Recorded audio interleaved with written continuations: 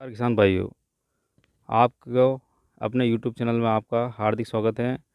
फरवरी का महीना चल रहा है, जैसा कि अभी फलदार पौधे लगाने का उचित समय है। आज हम पिछले 7 साल से फलदार पौधे की सप्लाई कर रहे हैं, उनसे आपकी मुलाकात करा रहे हैं।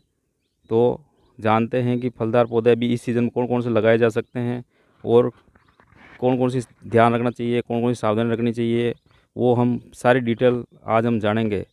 सर, सबसे पहले आप अपना परिचय दीजिए। Myself Ashish Vijayvargiya, Shrinath nursery and suppliers, गांव मरमी, तहसील रासमी, जिला चित्तौड़गढ़। अभी सबसे ज़्यादा मार्केट में देखा जाए तो सबसे ज़्यादा प्रॉफिटेबल जो फ्रूट चल रहा है वो बेर चल रहा है।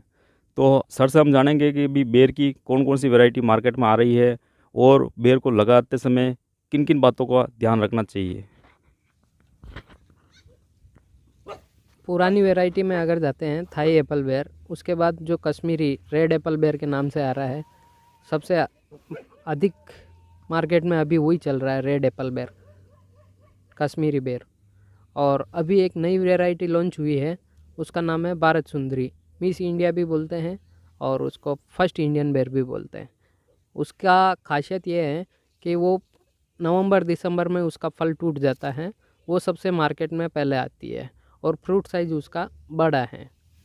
ऐसा जैसा कि सर ने बताया कि अभी बेर भारत सुंदरी अच्छी वैरायटी चल रही है, तो सर से हम जानना चाहेंगे कि अभी बेर अगर लगाते हैं तो कितने समय बाद उसका उत्पादन चालू हो जाता है और प्रति पौधा लगभग कितना उत्पादन मिलता है। उत्पादन की अगर बात करते हैं, फरवरी और मार्च में लगा हुआ पौधा लगभग वापस जब फ्रूटिंग टाइम आता है उसका, तो 8-10 महीने का हो जाता है। उसमें अपने को लगभग एक पौधे पे 30 किलो फल मिलता है और अपने को अगले साल लगभग मानो 80 किलो के लगभग फ्रूट मिलेगा। 1 क्विंटल तक फ्रूट मिलता है प्रति पौधा। ऐसा इसके अलावा हम सर से जानना चाहेंगे कि बेर में कौन कौन सी बीमारियां लगती हैं, कौन कौन सी दवाई का स्प्रे करते हैं जिससे बीमारियां और कीटों का प्रकोप, जैसे कि हम जानते हैं कि बेर में फ्रूट फ्लाई का प्रकोप ज़्यादा रहता है, तो बीमारियां और कौन कौन सी दवाइयाँ डालते हैं, सर से जानते हैं। देखें, बेर में एक तो फूल झड़ने की समस्या आती है। काफ़ी किसानों का देखा गया है कि फूल झड़ जाता है, उससे प्रोडक्शन कम आता है। फूल जब खिल रहा है तब एक चीज़ का ध्यान रखना है, अपने को कीटनाशक का स्प्रे नहीं करना है। उससे क्या होता है कि मधुमक्खियाँ परागण के लिए अपने बगीचे में आती हैं और अगर अपन कीटनाशक का स्प्रे कर देंगे तो वो नहीं आ पाएगी, तो उससे पोलिनेशन नहीं हो पाएगा और फूल ड्रॉपिंग होने के चांस ज़्यादा बनते हैं। दूसरा ये है कि जब फूल आ रहा है तब अपने को प्लानोफिक्स बायर कंपनी का एक स्प्रे आता है, वो करने का रहता है। उसका जो 4 ml प्रति टंकी ही डालना है और उस स्प्रे को अपने को दोबारा स्प्रे नहीं करना है, एक ही बार करना है। और वो भी अपने को जब पूरा फूल खिल जाए तभी करने का है। उसमें जितना फूल रहेगा वही रहेगा स्प्रे करने के बाद। फल मक्खी के लिए अपने को फेरोमोन ट्रैप आता है, डब्बा आता है, वो लगाने से फल मक्खी नहीं आएगी जो उस डिब्बे में फंस जाएगी। और उस डब्बे को अपने को लिमिटेड पीरियड के दौरान हटाना है। जब अपनी मक्खियाँ खेत से सारी कवर हो जाए उसके बाद वापस उसको हटा देना है, ताकि आसपास के खेतों की मक्खियाँ अपने खेत में नहीं आए। उस तो सर ने बताया कि एक तो अच्छी फ्रूटिंग के लिए हमें प्लानोफिक्स का स्प्रे करना चाहिए, और जो फ्रूट की साइज़ जब मक्की के साइज़ की यानी गेहूं के दाने जितनी होती है उस समय हमें एक कीटनाशक का स्प्रे भी करना चाहिए, ताकि फल काणे नहीं हो, मतलब कि उनमें कीट ना लगे। तो सर से अब हम जानना चाहेंगे कि बेर को हम जिस अलग अलग प्रकार की मिट्टी में लगाते हैं, तो किस प्रकार की मिट्टी में किस सीज़न में कितनी सिंचाई की आवश्यकता होती है, कितने दिनों में उसको पानी देने की आवश्यकता होती है। सिंचाई की बात कर रहे हैं तो ड्रिप इरिगेशन है और अपना खुला देने का दो तरीका है।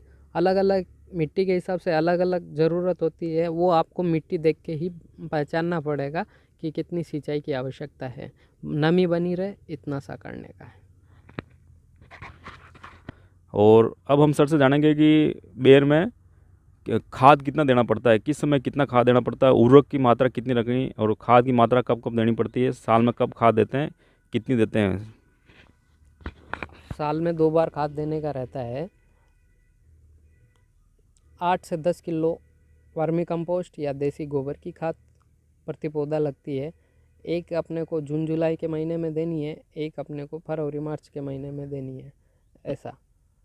या फिर 3 बार भी दे सकते हैं, जब फ्लावरिंग के टाइम हो तभी भी दे सकते हैं। सिंगल सुपर फास्फेट, पोटास और यूरिया, डीएपी, इन चारों का मिक्स करके अपन को 3 टुकड़े में या 2 टुकड़ों में साल में खाद लगानी है। तो किसान भाइयों, साल में 2 बार खाद देनी चाहिए बेर को। और हम एक बेर में बहुत बड़ी समस्या रहती है कि बेर में फ्रूटिंग बराबर नहीं आ पाती। इसके लिए एक बहुत ही बढ़िया सर से जानकारी लेते हैं कि उसकी कटाई छटाई कब करें, ट्रेनिंग प्रूनिंग जो कहते हैं वो कब करनी चाहिए, ताकि उससे अच्छी ज़्यादा फूटान हो और हमें उत्पादन ज़्यादा मिल सके। तो सर से पूछेंगे कि ट्रेनिंग का समय क्या होता है प्रूनिंग का। मई के महीने में बेर की कटिंग होती है। मई के महीने में कटिंग करने से वेजिटेटेड ग्रोथ नहीं आएगी, ज़्यादा बढ़वाड़ नहीं हो पाएगी, तो अपने को फल तोड़ने में आसानी रहेगी। मई महीने 15 मई के बाद ही कटिंग करनी है।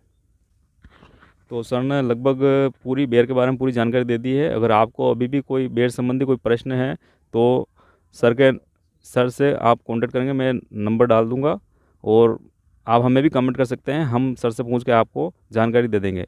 इसके अलावा सर से हम जानते हैं कि सर बेर के अलावा और कौन कौन से पौधे जो सप्लाई कर सकते हैं। ताइवान पिंक अमरूद, वीएनआर अमरूद, L49 बर्फ़ खाना और रेड डायमंड वैरायटी अमरूद में, ये 4-5 वैरायटी है।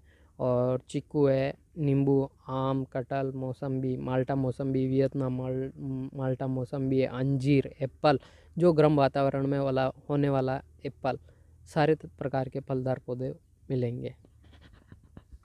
तो सर ने लगभग सभी जो फ्रूट है बता दिए हैं। सर से हम जान सकते हैं कि भारत में ये कहाँ अपने फ्रूट सप्लाई कर सकते हैं, मतलब कि यहाँ से पौधे भेज सकते हैं, कहाँ इनकी ट्रांसपोर्ट की डिलीवरी की सुविधा है। तो हम सर से पूछते हैं कि कहाँ भेज सकते हैं, आप घर बैठे पौधे कितने मंगा सकते हैं, मिनिमम क्या रहेगा, मतलब कि जो भी कॉस्ट रहेगी आप इनसे बात पूछते हैं।